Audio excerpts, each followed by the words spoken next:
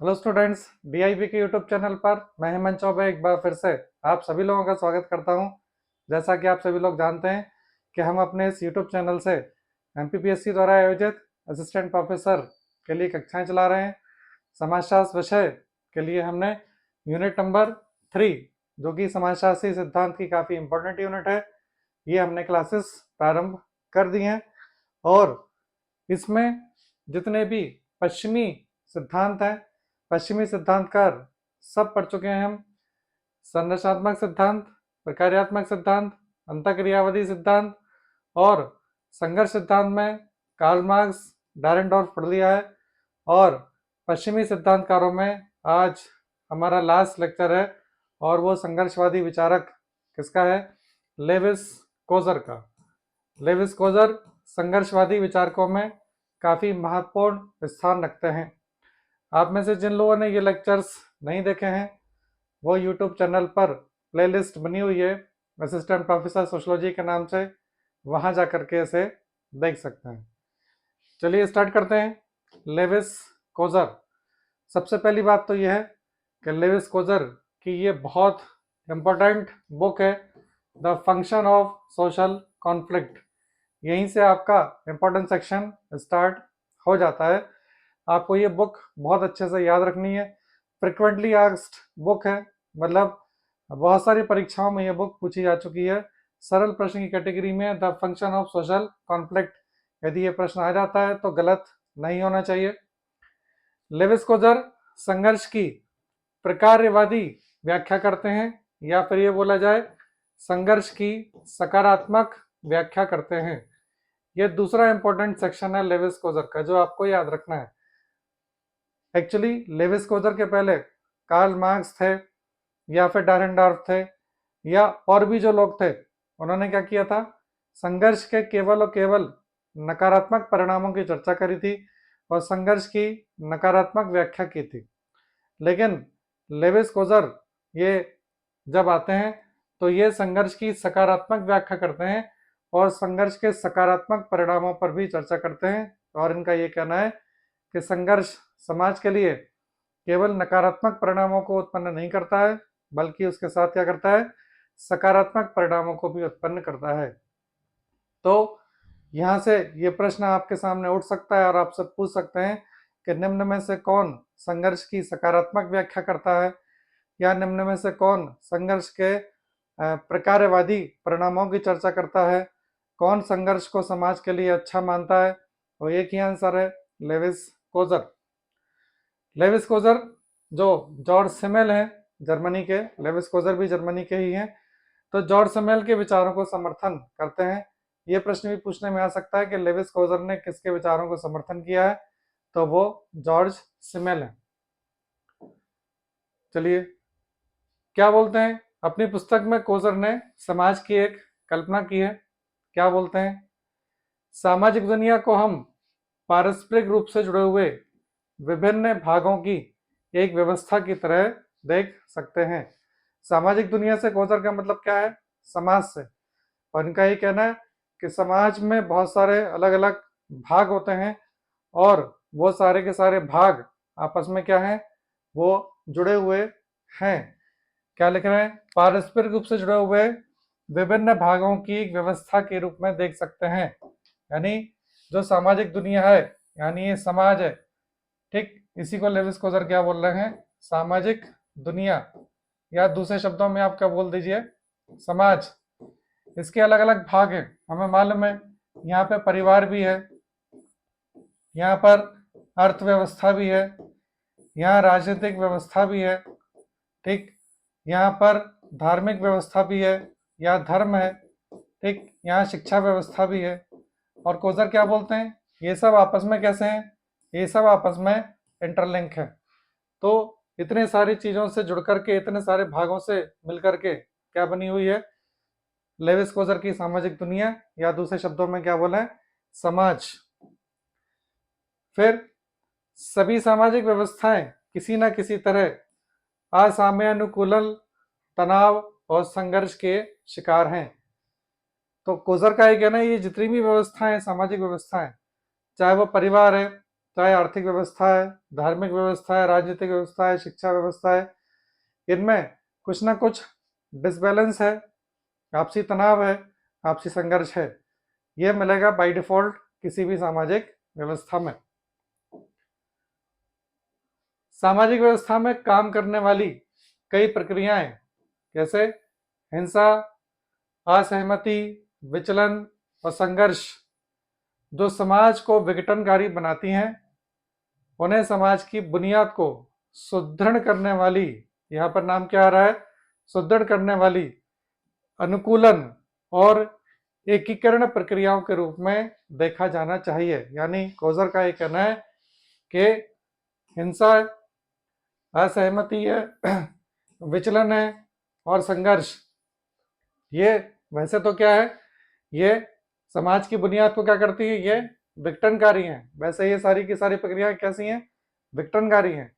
लेकिन कोज़र का ये कहना है कि इन सभी प्रक्रियाओं को, किनको, हिंसा, असहमति, विचलन, संघर्ष, इन्हें हमें कैसा देखना चाहिए, अनुकूलन के रूप में, एकीकरण के रूप में, जो समाज की बुनियाद को क्या करते हैं, सुदृढ़ करते हैं।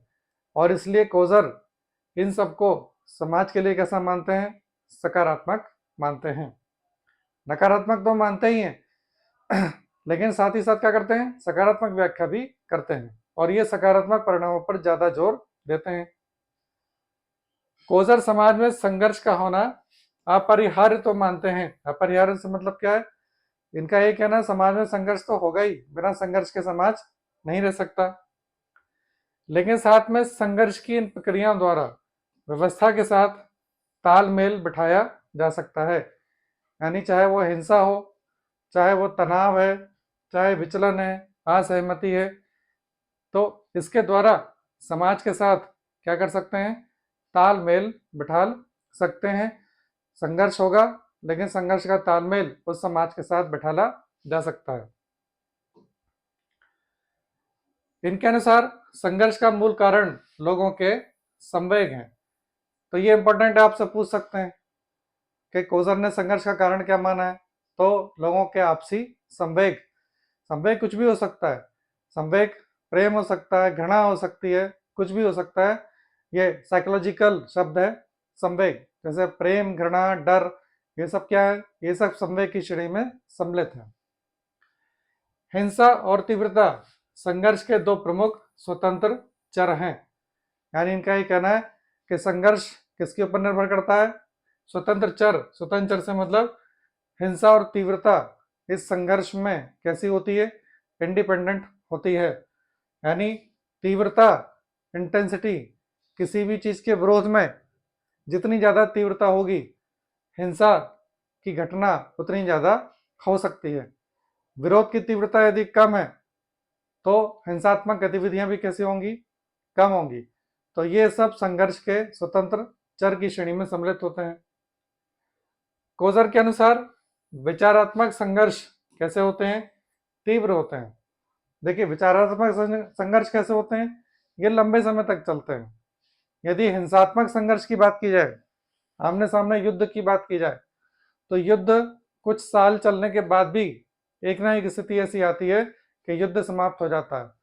लेकिन विचारों में जो संघर्ष होता है वो सैकड़ों और हजारों वर्षों तक चलता रहता है। जैसे पूंजीवाद अपने आप में एक विचार है, पूंजीवादी विचारधारा, और इसी के वर्सेस साम्यवादी विचारधारा है। और पूंजीवाद वर्सेस साम्यवाद, इनमें संघर्ष सैकड़ों वर्षों से चला आ रहा है और आज भी चला आ रहा है। तो जो विचारों में संघर्ष है, कोज़र का क्या मानना है, विचारों में संघर्ष कैसा होता है, तीव्र होता है। और यही संघर्ष क्या कर लेता है, ये हिंसात्मक संघर्ष का रूप धारण कर लेता है। हिंसा समाप्त हो सकती है लेकिन विचार का संघर्ष समाप्त नहीं हो पाता। कोज़र ने बुनियादी रूप में संघर्ष के दो प्रकार बताए हैं। ये बहुत ज्यादा इंपॉर्टेंट है, ये बहुत प्रश्न पूछने में आता है कि कोज़र ने संघर्ष के दो प्रकार कौन कौन से बताए हैं। पहला है वास्तविक संघर्ष और दूसरा कैसा है, अवास्तविक संघर्ष। आपसे यहाँ पूछ सकते हैं कि वास्तविक और अवास्तविक संघर्ष की चर्चा कौन करता है, बहुत अच्छे से याद रखिए, लेविस कोजर का ये बहुत महत्वपूर्ण है प्रश्न। यहाँ से प्रश्न ये बनेगा, ये भी फ्रिक्वेंटली आस्क्ड प्रश्न की कैटेगरी में आ जाता है, बहुत ज़्यादा पूछने में आता है। वास्तविक और अवास्तविक संघर्ष। वास्तविक संघर्ष क्या है? इनका ये कहना है कि प्राय लोग संघर्ष को अपनी इच्छा शक्ति का सशक्त साधन मानते हैं। किसमें? वास्तविक संघर्ष में। यानी संघर्ष को क्या मान के चल रहे हैं? अपनी इच्छा को पूरा करने का एक साधन मान रहे हैं, और यदि उनकी इच्छा बिना संघर्ष किए पूरी हो जाए तो वे संघर्ष को तुरंत छोड़ देंगे।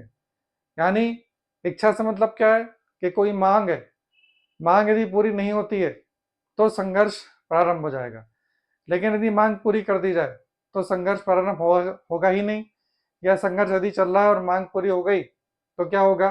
संघर्ष रुक जाएगा। जैसे श्रमिक संघ है या छात्र संघ है और ये कोई आंदोलन कर रहे हैं, श्रमिक संघ या छात्र संघ ये आंदोलन करते हैं और ये किसी न किसी मांग को लेकर के आंदोलन करते हैं, इसलिए इनके द्वारा किया जाने वाला संघर्ष कोजर के शब्दों में क्या कहलाएगा? वास्तविक संघर्ष की श्रेणी में सम्मिलित होगा। ठीक, क्यों? क्योंकि इनकी एक डिमांड है और डिमांड यदि पूरी हो जाती है तो संघर्ष भी समाप्त हो जाता है। ये वास्तविक संघर्ष है। अवास्तविक क्या है? किसी मांग या इच्छा की पूर्ति का साधन न होकर केवल यही बताता है कि लोग तोड़फोड़ कर सकते हैं और इसमें लोग अपनी दबी हुई भावना की अभिव्यक्ति करते हैं। यहाँ कोई मांग नहीं है, कुछ नहीं है, केवल और केवल किसी कारणवश लोगों में गुस्सा आ गया और गुस्सा आने के बाद क्या है, वो तोड़फोड़ प्रारंभ कर देते हैं। कुछ भी हो सकता है, जैसे स्कूल कॉलेज में छोटी छोटी बात पर, कॉलेज में ऐसी बहुत सारी घटनाएं होती हैं कि छोटी छोटी बात पर लोग कुर्सी टेबल उठा करके जो डेस्क बेंच रखी हुई है उसको तोड़ फोड़ देते हैं, बाहर जो पेड़ पौधे लगे हैं उनको तोड़ देते हैं, गाड़ियां तोड़ देते हैं। तो बिना किसी कारण से ये क्या कहलाता है? अवास्तविक संघर्ष। तो ध्यान रखिए, ये बहुत इंपॉर्टेंट है। कोजर ने संघर्ष के दो रूप बताए हैं, वास्तविक और अवास्तविक। इनके अनुसार संघर्ष का परिणाम अंततः सामाजिक परिवर्तन होता है। तो देखिए, संघर्ष के चलते क्या होता है? संघर्ष के चलते हमेशा ही क्या होगा? सामाजिक परिवर्तन आएगा, क्योंकि संघर्ष के बाद समाज एक नई स्थिति में पहुंच जाता है। संघर्ष के कुछ ना कुछ परिणाम निकलेंगे और वो जब परिणाम होते हैं हमेशा ही कैसे होते हैं? वो सामाजिक परिवर्तन को प्रदर्शित करते हैं। जैसे अमेरिका में दास प्रथा के विरुद्ध लंबा संघर्ष चला, या भारत में स्वतंत्रता संग्राम, हम ब्रिटिश गुलाम थे और लंबा संघर्ष चला, उसके बाद फिर क्या हुआ? आज़ादी मिली और उसके बाद फिर सामाजिक परिवर्तन सामने आया। तो संघर्ष का परिणाम कैसा होगा? सामाजिक परिवर्तन। संघर्ष से क्या आता है? नवीनीकरण भी याद आता है, क्योंकि संघर्ष करते समय हमें पता चल जाता है कि आखिर हमें किस चीज़ की आवश्यकता है। जैसे भारत पाकिस्तान के बीच में जो संघर्ष हुआ, उसको लेकर के भारत में जो डिफेंस सिस्टम है, रक्षा तंत्र है, उसमें क्या है? नवीनीकरण देखा जा सकता है कि नए नए हथियार, नए नए डिफेंस सिस्टम, ये सब सारी चीज़ें हमारे पास आ चुकी हैं। तो ये नवीनीकरण भी लाता है। कोजर ने संघर्ष का दोहरा वर्गीकरण एक दूसरे संदर्भ में भी किया है। तो देखिए, कोजर ने संघर्ष के दो बार वर्गीकरण किया है संघर्ष का। एक तो आपको बता चुका हूं मैं, वास्तविक और अवास्तविक। इसके अलावा एक वर्गीकरण और किया है, यह भी बहुत इंपॉर्टेंट है, बाहरी संघर्ष और आंतरिक संघर्ष। ठीक, तो दो प्रकार से वर्गीकरण है। ये वाला वर्गीकरण कौन सा है? बाहरी, और दूसरा आंतरिक। बाहरी संघर्ष से मतलब कि दो ग्रुप हैं, कोई ए और बी, इनके बीच में संघर्ष यदि होता है तो ये बाहरी संघर्ष की श्रेणी में सम्मिलित होगा। जैसे भारत और पाकिस्तान के बीच में संघर्ष है तो ये बाहरी संघर्ष, क्योंकि भारत एक समूह है और पाकिस्तान एक दूसरा समूह है, ये बाहरी संघर्ष कहलाएगा। दूसरा क्या हो जाएगा? आंतरिक संघर्ष। आंतरिक संघर्ष से इनका मतलब है कि कोई भी एक समूह है, उस एक समूह के सदस्य आपस में ही यदि संघर्ष करने लगते हैं तो ये संघर्ष क्या कहलाता है? आंतरिक संघर्ष कहलाता है। सपोज ए, यदि कोई एक पर्टिकुलर जाति समूह है, कोई भी जाति का एक समूह है, चाहे वो ब्राह्मण है, चाहे वो क्षत्रिय है, चाहे वो वैश्य है, कोई भी समूह है, और उनके बीच में ही यदि संघर्ष प्रारंभ हो जाए या परिवार के सदस्यों के बीच में आपस में संघर्ष प्रारंभ हो जाए, वो परिवार के नियम कानूनों को मानना छोड़ दें या जाति के सदस्य अपने जाति के नियम कानूनों को मानना छोड़ दें, अपनी मनमानी करने लगें, तो इसमें क्या होगा? आंतरिक संघर्ष होगा। तो बाहरी संघर्ष और आंतरिक संघर्ष, ये दो अलग उन्होंने परिणाम बताए हैं। संघर्ष के कारणों से संबंधित कोजर ने मुख्य रूप से दो प्रस्ताव रखे हैं। क्या प्रस्ताव हैं? कि संघर्ष के आखिर कारण इससे संबंधित, यानी संघर्ष का क्या कारण है, इस पर कोजर दो बातें करते हैं। नंबर एक, गैर बराबरी के प्रश्न पर जब अधिक संख्या में अधीनस्थ सदस्य विरोध करते हैं तो गैर बराबरी को वैधता नहीं देते हैं, तो इससे संघर्ष प्रारंभ होता है। गैर बराबरी से मतलब क्या है? कुछ लोग उच्च पद पर हैं और कुछ लोग निम्न स्थिति रखते हैं, और ये जो निम्न स्थिति वाले हैं या एक ही स्थिति वाले लोग हैं और उनको आपस में एक समानता नहीं मिल रही है, किसी भी तरीके से असमानता है, गैर बराबरी है, तो ये जो अधीनस्थ लोग होते हैं, ये निम्न या फिर बोला जाए अधीनस्थ लोगों को जब वैधता नहीं मिलती है तो क्या होने लगता है? संघर्ष प्रारंभ हो जाता है। दूसरा, जब अधीनस्थ लोगों के सीमित अभाव से मतलब कि इनको कुछ नहीं मिल रहा है, वो अभाव कहलाता है। सीमित अभाव अभियोग सामान्य अधीनस्थों के अभाव अभियोग बन जाते हैं, तब संघर्ष व्यापक हो जाता है। यानी ये जो अधीनस्थ लोग हैं, इनका जो अभाव है, तो बहुत सारे जब अधीनस्थ मिल जाते हैं इस प्रकार के, और सब बोलते हैं कि हाँ भाई आप अकेले अभावग्रस्त नहीं है, हम भी अभावग्रस्त हैं, तो धीरे धीरे वो जो अभाव है वो क्या होने लगता है? एक व्यापक संघर्ष के रूप में कन्वर्ट हो जाता है। तो ये दो चीजें हैं, गैर बराबरी और अभाव का सामान्य स्वरूप। कोजर ने संघर्ष के 3 प्रकारों का उल्लेख किया है। प्रकार से मतलब फंक्शन, इसलिए कोजर की बुक का नाम क्या है? Function of social conflict. 3 प्रकार से मतलब 3 सकारात्मक परिणाम। पहला क्या है? संघर्ष समूह की परिधियों का निर्माण कर देना या कार्य क्षेत्र की सीमाओं का निर्धारण कर देना। संघर्ष क्षेत्र की परिधि से मतलब यदि दो समूहों के बीच में संघर्ष हो रहा है तो ये पता चल जाता है कि कौन हमारा है और कौन उनका है। भारत पाकिस्तान के बीच में जब संघर्ष हुआ तो पता चल गया कि कौन भारत की तरफ से है और कौन किसकी तरफ से है? पाकिस्तान की तरफ से है। कार्य क्षेत्र की सीमाओं का निर्धारण हो जाता है, यानी ए समूह, इसके जो सदस्य हैं, इनके कार्य क्षेत्रों का क्या हो जाता है? बंटवारा बहुत विशेष रूप में हो जाता है। दूसरा क्या है? संघर्ष के माध्यम से समूह में नेतृत्व और संगठन के नवीन आयाम उभर कर आते हैं और साथ ही समूह में सुदृढ़ता भी बढ़ती है। यदि ए और बी के बीच संघर्ष हो रहा है, सपोज ए भारत है और बी पाकिस्तान है, तो क्या होगा? जब संघर्ष होता है तो ये जो समूह है, इस समूह में नेतृत्व और संगठन, इसके नए नए आयाम सामने आ जाते हैं। नेतृत्व क्षमता और ज़्यादा बेहतर हो जाती है, संगठनकारी शक्ति और ज़्यादा बेहतर हो जाती है, और समूह में क्या हो जाती है? सुदृढ़ता बढ़ जाती है। यानी भारत पाकिस्तान के संघर्ष के बाद जो भारत के लोग हैं आपस में, उनमें सुदृढ़ता क्या हो चुकी है और पहले की अपेक्षा और ज़्यादा बढ़ी हुई आप देख सकते हैं। संघर्ष के माध्यम से पारस्परिक संबंधों में तनाव या कटुता समाप्त होती है। ये एक ही ग्रुप में होता है। देखिए, तनाव या कटुता किन में समाप्त होगी? ए और बी में संघर्ष हो रहा है तो क्या होगा? ए के सदस्य आपसी तनाव और आपसी कटुता को भूल जाएंगे और इकट्ठे हो जाएंगे। ये सकारात्मक परिणाम होता है। वही गुजर बोल रहे हैं कि तनाव और कटुता समाप्त होती है और समूह की आंतरिक एकता सुदृढ़ होती है। यानी ये जो समूह है ए, इसकी आंतरिक एकता, या समूह दूसरा बी है, उसकी भी आंतरिक एकता ये कैसे हो जाएगी, आपस में सुदृढ़ हो जाएगी। तो ये सकारात्मक परिणाम बताते हैं लेविस-कोजर किसके, संघर्ष के। तो ये इस तरीके से लेविस-कोजर कंप्लीट है। और लेविस-कोजर के साथ क्या है, जो संघर्षवादी विचारक का टॉपिक भी कंप्लीट है, और साथ ही साथ जो पश्चिमी विचारक थे समाजशास्त्री सिद्धांतों को लेकर के, वो भी कंप्लीट हो चुके हैं।